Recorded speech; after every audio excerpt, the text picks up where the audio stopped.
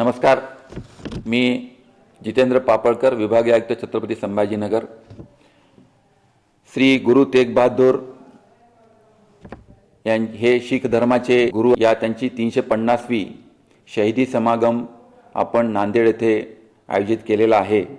आणि या शहीदी समागमाच्या निमित्ताने 24 आणि 25 या 2 तारखांना नांदेड येथे मोठ्या प्रमाणामध्ये सर्व समुदायातील धर्माचे लोक हे या ठिकाणी उपस्थित होत आहेत।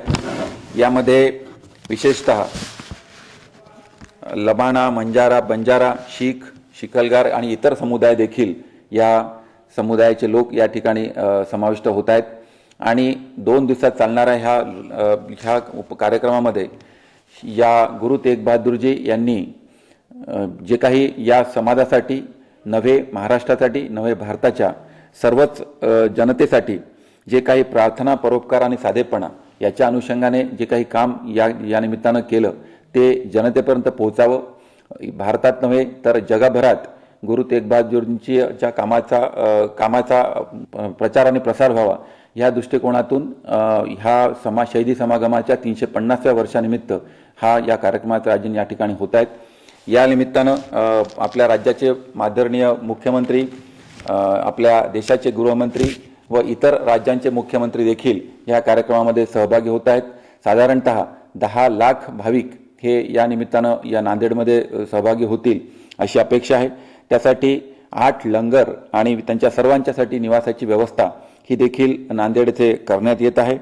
जवळपास या ठिकाणी येत असलेल्या जनतेसाठी वेगवेगळ्या प्रकारचे आरोग्य शिबिर, त्यांच्यासाठी त्यांच्या शासकीय सर्व विभागांचे स्टॉल्स, काही उद्योजकांचे स्टॉल्स हे देखील त्या ठिकाणी राहणार आहे।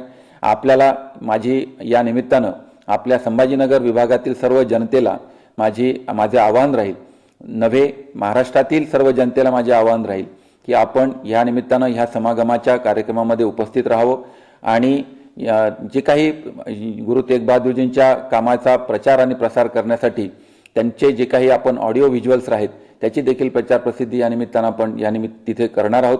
आणि हे करत असताना माझी सर्व जिल्हाधिकारी महोदयांना विनंती राहील की ज्यांना या कामासाठी सेवा द्यायच्या असतील त्यांनी त्यांच्या सेवा या गुरु तेग बहादूरजींच्या निमित्ताने नांदेड येथे त्यांना उपलब्ध करून द्याव्यात।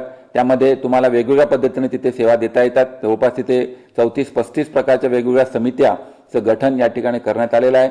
त्याच्यामध्ये लंगरपासून ते तुमच्या बूट व्यवस्थापन समितीपर्यंत आणि सगळ्या प्रकारच्या वेगवेगळ्या स्टॉल्समध्ये आपल्या ज्या काही सेवा आपल्याला उपलब्ध होतील त्या सर्व सेवा देण्याच्यासाठी आणि अन्नधान्य असू दे, पाणी असू दे, वेगवेगळ्या प्रकारच्या ज्या काही सेवा आपल्याला तिथे देता येत असतील त्यांनी आपल्याला त्या उपलब्ध करून द्यावा। महाराष्ट्र शासनाचा अल्पसंख्याक विभाग हा याच्यामधला नोडल एजन्सी आहे। अल्पसंख्याक विभाग, जिल्हाधिकारी कार्यालय आणि सर्व समुदायातील जे काही प्रतिष्ठित आणि गट आहेत त्या सर्व गटांनी याच्यामध्ये त्यांचं इन्व्हॉल्वमेंट आहे आणि सर्व मिळून हा कार्यक्रम नांदेड येथे आपला 24 आणि 25 तारखेला होतोय। माझी सर्व जनतेला विनंती राहील की आपण या कार्यक्रमामध्ये सहभागी व्हावं।